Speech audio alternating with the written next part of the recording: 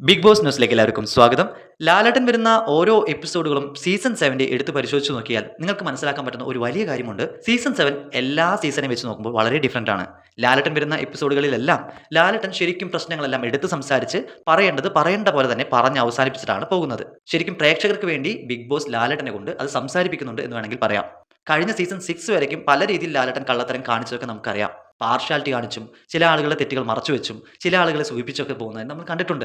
ഇത്തവണ big boss season 7 എന്തെങ്കിലും തെറ്റുകൾ സംഭവിച്ചിട്ടുണ്ടെങ്കിൽ അത് പുറത്ത് നല്ല ചർച്ചയുമായിട്ടുണ്ടെങ്കിൽ ഉറപ്പായിട്ടും ആ ഒരു കാര്യം ആ ഒരു ടോപ്പിക് എടുത്തുകൊണ്ട് ലാലേട്ടൻ നല്ല രീതിയിൽ സംസാരിക്കുന്നത് നമ്മൾ കണ്ടിട്ടുണ്ട്. പറയേണ്ട കാര്യങ്ങൾ ചീത്ത രൂപത്തിലാണെങ്കിൽ അങ്ങനെ, നല്ല രീതിയിൽ സംസാരിക്കേണ്ടതാണ് അങ്ങനെയും ലാലേട്ടൻ സംസാരിച്ച് പോകുന്നതായിട്ട് നമുക്കറിയാം. ലാലേട്ടൻ ഇപ്പോൾ പല വ്യക്തികളെയും എടുത്ത് വളരെ ഫോക്കസ് ആയിട്ട് ചില ഓരോ കാര്യങ്ങൾ എടുത്ത് പറയുമ്പോൾ തന്നെ നമ്മൾ പ്രേക്ഷകർ എന്താണോ അവരോട് പറയാൻ ആഗ്രഹിച്ചത് അത് തന്നെയാണ് ലാലേട്ടൻ പറഞ്ഞിട്ടുള്ളത്. കഴിഞ്ഞ എപ്പിസോഡിൽ ലക്ഷ്മിയുടെ അടുത്ത് പറഞ്ഞ ചില കാര്യങ്ങൾ എടുത്ത് നോക്കി കഴിഞ്ഞാൽ പ്രേക്ഷകരുടെ ഭാഗത്തു നിന്ന് വന്ന ഫീഡ്ബാക്കുകൾ തന്നെയാണ് ലാലേട്ടൻ അവിടെ സംസാരിച്ചത്.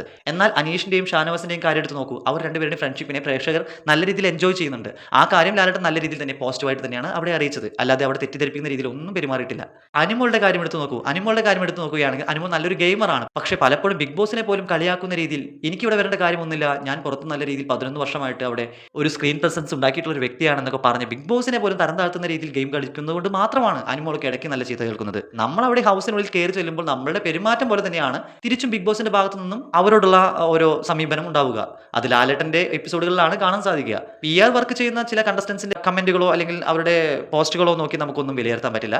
അവരെപ്പോഴും അവരുടെ കണ്ടസ്റ്റന്റിനെ മാത്രം പൊക്കി പിടിച്ചുകൊണ്ട് പറയും. അതിൽ ലാലേട്ടനെ കുറ്റം പറഞ്ഞിട്ടോ ബിഗ് ബോസിനെ കുറ്റം പറഞ്ഞിട്ടോ ഒരു കാര്യമില്ല. പക്ഷേ ജെനുവിനായിട്ട് ബിഗ് ബോസിനെ സ്നേഹിക്കുന്ന അല്ലെങ്കിൽ മനുഷ്യത്വമുള്ള ജെനുവിനായിട്ടുള്ള കണ്ടസ്റ്റൻസിന് ഉറപ്പായിട്ടും ചില തെറ്റുകൾ കണ്ടു കഴിഞ്ഞാൽ അത് ചോദിക്കേണ്ടതായിട്ടുണ്ട് എന്ന് അവരുടെ ഉള്ളിൽ തോന്നാം. ആ ഒരു തോന്നുന്ന കാര്യങ്ങൾ തന്നെയാണ് ലാലേട്ടന്റെ എപ്പിസോഡിൽ കറക്റ്റായിട്ട് ലാലേട്ടൻ ചോദിക്കുന്നതും. ഇത്തവണ ബിഗ് ബോസ് സീസൺ 7 പൂർണ്ണമായിട്ടും പ്രേക്ഷകർക്ക് വേണ്ടി നല്ല രീതിയിൽ ജെനുവിൻ ആയിട്ടുള്ള ഒരു സ്ക്രിപ്റ്റ് അല്ലെങ്കിൽ ഡയറക്ഷൻ തന്നെയാണ് ബിഗ് ബോസ് കൊടുത്തിട്ടുള്ളത്. അതുകൊണ്ട് സീസൺ 7 എല്ലാ സീസണിൽ നിന്നും വളരെ വ്യത്യസ്തമുള്ള ഒരു സീസൺ ആയിട്ട് വേണമെങ്കിൽ 100% ഉറപ്പിച്ചു പറയാം. ഞാൻ പറഞ്ഞതിനോട് നിങ്ങളുടെ അഭിപ്രായം എന്താണെങ്കിലും കമന്റ് ബോക്സിൽ പറയാം. കൂടുതൽ അപ്ഡേറ്റുകൾക്കായി നമ്മുടെ ഈ ചാനൽ മറക്കാതെ സബ്സ്ക്രൈബ് ചെയ്യൂ, ലൈക്ക് ചെയ്യൂ.